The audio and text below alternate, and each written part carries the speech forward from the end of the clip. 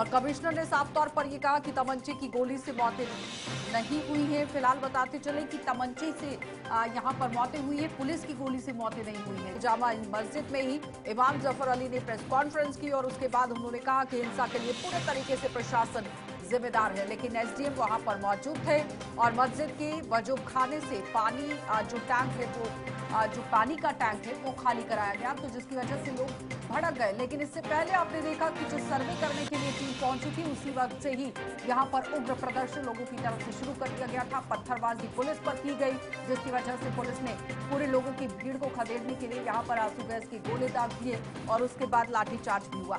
लेकिन पुलिस ने जफर अली को हिरासत में लिया, हालांकि 4.5 घंटे बाद पूछताछ के बाद छोड़ दिया गया और इस बीच में 25 एफआईआर भी लगी हैं। कई लोगों पर आप देखिए किस तरह से मामले जो है वो दर्ज किए गए हैं, लेकिन जिस तरह से ग्राउंड जीरो पर लगातार ये वीडियोग्राफी होनी थी, फोटोज वहां पर लिए जाने थे, इसको लेकर इसे खाली कराया गया। वैसे भी यहाँ आप देखिए वजूद टैंक का जो पानी है वो हर शुक्रवार को बदला भी जाता है।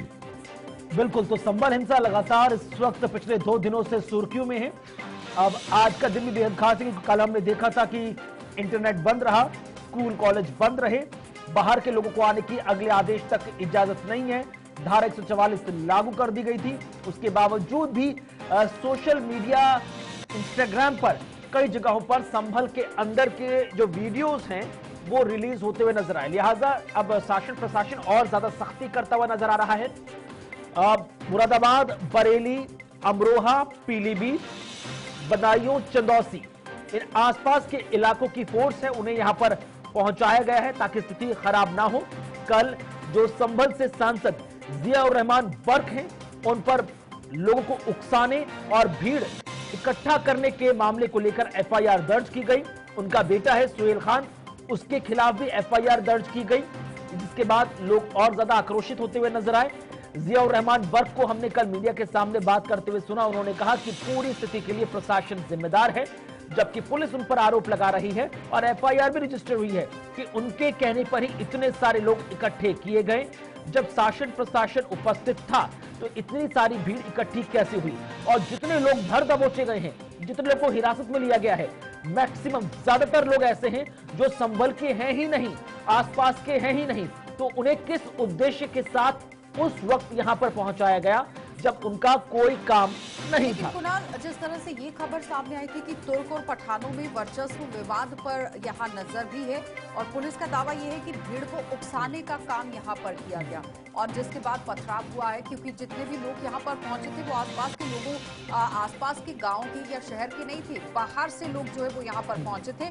तो यहाँ से अटकलें पुलिस की तरफ से ये जरूर लगाई जा रही है कि शरारती तत्व हैं जो पूरे माहौल को खराब करने की कोशिश कर रहे हैं। दूसरा आप देखिए ना, जो वीडियो रिलीज हो रहे हैं उसमें नकाब पहनकर आप पत्थरबाजी कर रहे हैं। अगर आप अपने हक की लड़ाई लड़ रहे हैं तो प्रोटेस्ट कीजिए, नारेबाजी कीजिए, ठीक है, रास्ता रोक लीजिए।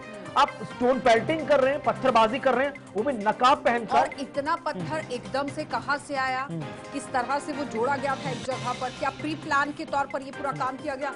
हमारे साथ उमेश मिश्रा ज्वाइन कर चुके हैं। उमेश, सबसे बड़ी बात तो यहाँ पर यही है कि आखिर क्या शरारती तत्वों की तरफ से ये पूरे माहौल को बिगाड़ने की कोशिश हो रही है? क्योंकि सबसे बड़ा सवाल यही बन रहा है कल से। देखिए आशा, बिल्कुल उत्तर प्रदेश के संभल में जिस तरह से जो वहां पर मस्जिद थी वहां पर सर्वे करने गई थी टीम रविवार के दिन और उसके बाद जो है वहां पर हिंसा भड़की। हालांकि हिंसा के पीछे जिस तरह से जो मस्जिद के इमाम है उनका ये कहना है इसके लिए प्रशासन जिम्मेदार है और कहीं ना कहीं जब जो टैंक था वहां से पानी खाली कराया जा रहा था एसडीएम और प्रशासन के द्वारा, तभी लोग आक्रोशित हो गए और इमाम का ये कहना है कि लोगों को लगा कि जो है मस्जिद के अंदर खुदाई चल रही है और शायद यही वजह है कि लोग ज्यादातर वहां पर भड़क गए।